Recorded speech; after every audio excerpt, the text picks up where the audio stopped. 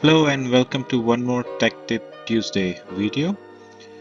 Today we will see one feature, or I'll say way around how you can uh, export your vendor details or export any bill of material and all the details starting with zero. If you want to maintain all the zeros in bill of material, we'll see how we can do that.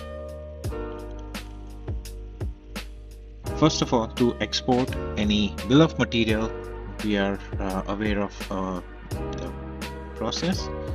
We'll click here, right click on the bill of material table, we'll save as. First of all, I'll show you normal way how you can export your bill of material. From save type, we'll save to Excel. Now, if you need all the pictures of your component, you can select this thumbnails. It will, with bill of material, it will also export a small picture of that specific component. So I'll select OK, save here, and over here is your bill of material. If I'll open this, you will see that all the pictures are here for all the components, but under the vendor name you will see all the numbers is missing all the zeros here.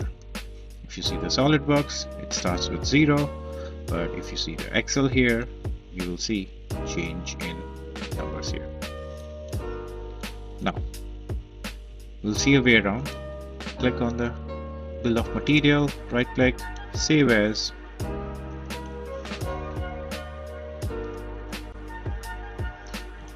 Here we'll select as a text file, so we'll export this bill of material as a text file. Save here. So we get the text file here. Now we'll open the Excel here.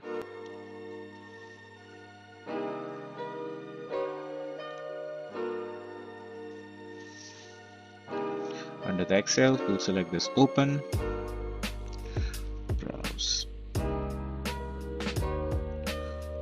Over here you have your change your style to text file, and we'll select text file here, open. Over here it will ask you for text input wizard.